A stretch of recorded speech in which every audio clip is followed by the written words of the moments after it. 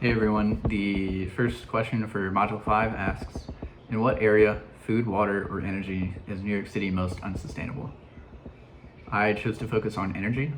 According to a New York Times report, less than a quarter of the energy produced in New York City comes from renewable resources.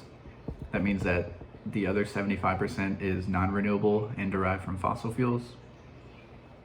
And according to a New York City government website, the city uses a mixture of 24 power plants located within the city, which can supply New York with around 80% of their needs. It rarely goes above 50% because the other half is imported from upstate New York and New Jersey. And importing this energy is very unsustainable, not only because is it in the current system reliant on non-renewable fossil fuels, but transporting energy across any grid system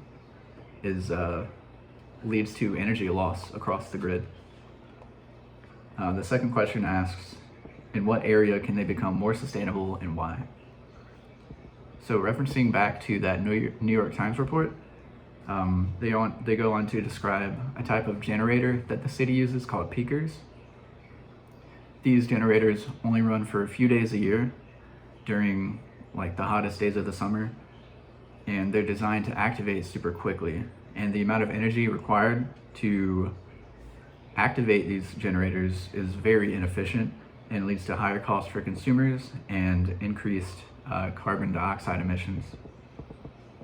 Another example is the fact that Con Ed, one of New York City's biggest utility companies, spends millions of dollars in construction costs just to dig up the ground to reach gas lines, fiber optic cables, and subway lines. And this is before any repairs are actually made. And going back to the 24 power plants that are located within the city itself, 98% of those are fueled by natural gas. And while natural gas is cleaner than other fossil fuels, it still releases CO2 and methane into the atmosphere.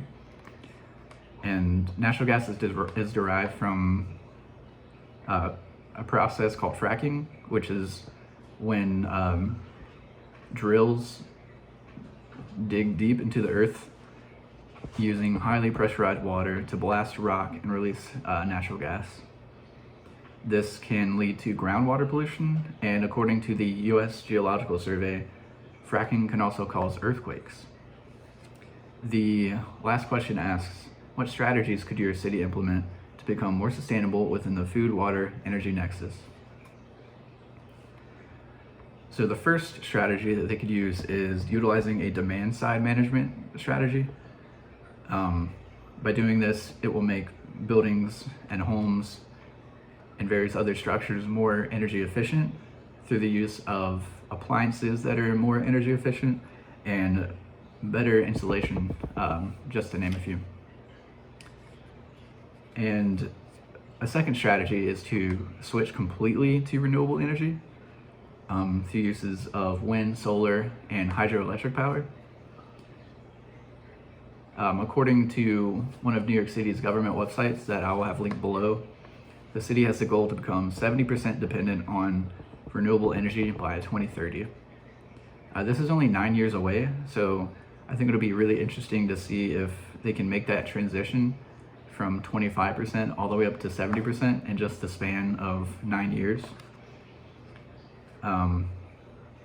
They also have the goal eventually to become completely reliant on renewable energy by 2050. So those are my thoughts on the questions for Module 5 this week.